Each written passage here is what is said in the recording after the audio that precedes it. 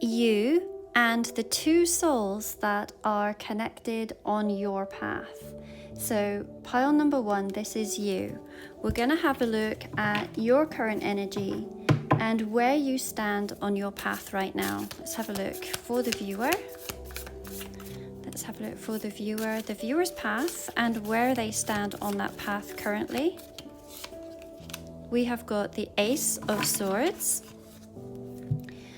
Soul Connection 1. We're going to have a look at who they are and what they have awakened within you and their role in your growth. What do we need to know about Soul Connection 1, please? Soul Connection 1, we have got the Knight of Wands. And then Soul Connection number 2, please. Spirit, may we have a look. Who are they? Who are they and how do they influence your healing? And what their presence still means. We have got the Queen of Swords. So this reading tells a story of a soul who is standing at a breakthrough moment where clarity and purpose and truth are really slicing through old illusions. So you're not the same person who first met these two souls. You are clearer, wiser, and far more discerning. Now these two energies, they remain woven into your path. One is wild and impulsive and unfinished, and the other is sharpened, reflective, and wise. Both of them have shaped you, but now it's you that holds the sword. So this reading is very much for the viewer who feels caught between past intensity and future discernment. Someone who has been through both the burning fire of passionate beginnings and the cold logic of hard endings. And it's certainly for the one who knows that they are being called to choose their own alignment now, not based on who needs them, but based on who sees them clearly. So right now you are embodying this beautiful Ace of Swords. This is a blade that is forged from truth and crowned with sovereignty. We can see this gorgeous crown on top of the sword, and this speaks to your spiritual authority, that you are standing in your power, you are not begging for it. And we can see this gorgeous foliage spilling over, and this reminds you that true success and abundance don't come from struggle. They come from clear, clean alignment. So you've cut through illusions and you've named what you once feared to admit, and you're not guessing anymore, you know. So this is your breakthrough moment, your fresh start, one that's built on clarity, not chaos. This Soul Connection 1. So this soul really entered your life with a blaze of energy. There was a lot of passion and impulsiveness and restlessness. We see that, if I bring this card closer to you, we can see that there is this skull that is mounted on a rod. But what's really interesting about it is that they are missing their bottom jaw. And to me, that is deeply symbolic. The missing jaw, it shows that there's this lack of communication or follow through or staying power.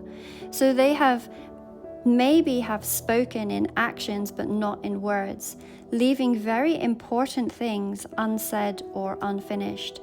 And their energy was bold but incomplete, much like a promise that never fully manifested.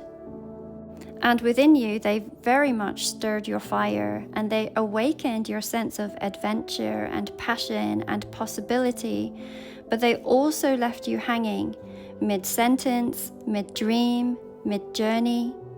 And their role was to ignite something within you, not necessarily to walk the whole path with you. Now, this soul is different. They're more reflective, more mature, more cuttingly honest. Now, please note that although this is showing up as the Queen of Swords, this is not speaking to gender, it's speaking to energy. And the Queen of Swords is a symbol of mental mastery and discernment. So we can see here that she has her full skull, complete with the jaw. And this shows that communication exists here. Even if it's sharp, even if it's painful, she simply holds her boundaries and she speaks her truth, even when it costs her. We can see in this image that there is a blade that is piercing her skull, and this suggests that her wisdom was hard won, perhaps through pain and loss or brutal realization. And these little white flowers, to me, they've always resembled tiny thought bubbles, and they symbolize clarity and epiphanies and the quiet unfolding of understanding over time.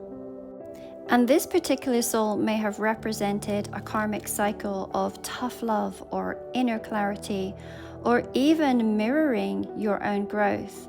And they've helped you to think, and they've helped you to see. And they didn't let you stay small because they couldn't. This is someone who saw all of the potential within you and pushed you out of your comfort zone. So we can see that one soul awakened your fire but left you hungry for more, and the other soul sharpened your mind and demanded you to rise to your wisdom. And you are this beautiful Ace of Swords, now crowned, clear, and connected. You're no longer caught between either chaos and control, but you're standing in your own fierce, beautiful truth.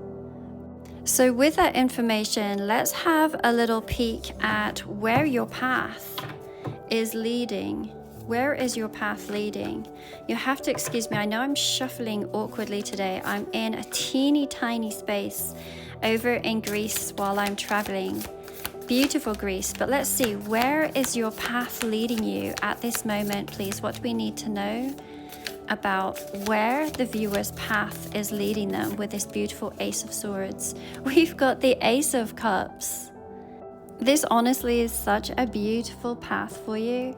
So your path is no longer about longing and no longer about waiting for someone else to validate your worth. It's about receiving in its purest, most divine form.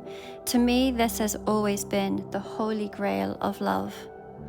And this Ace of Cups, it shows your future blooming with new love and spiritual renewal and deep emotional abundance. So this is not a love that is based on survival or fear or karmic lessons, but it is a love that is genuine and overflowing and divinely blessed. Let me bring the card a little closer to you. I don't know how well you can see it, but there are these teeny tiny shooting stars that are in the background. And to me, they are a sign that wishes are being answered, prayers are taking form, dreams that you had thought that had passed you by are still very much alive. And we see this beautiful dove. We can see them in this downward position. Normally, in a traditional deck, we would see them the other way up. It looks like it is hovering over the cup, poised to dive in. And it represents peace, and it represents surrender and divine union. And it shows that Spirit itself is blessing your new beginning.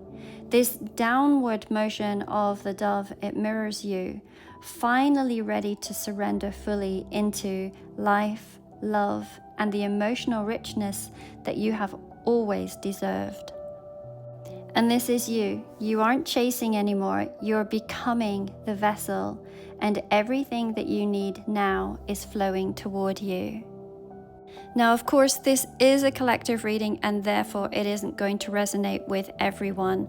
I do have a very few amount of soul contract readings that are available where we look into the different soul contracts that you may have. We usually focus on one soul contract at a time, and we look at what the purpose is of this soul contract, and if you've lived other lifetimes together, and if so, how those lifetimes might be affecting this particular lifetime. We also look at the lessons that you've agreed to learn together. We look at where you are on this cycle now and whether you are meant to come into union in this lifetime. You will find all of my readings linked within the bio.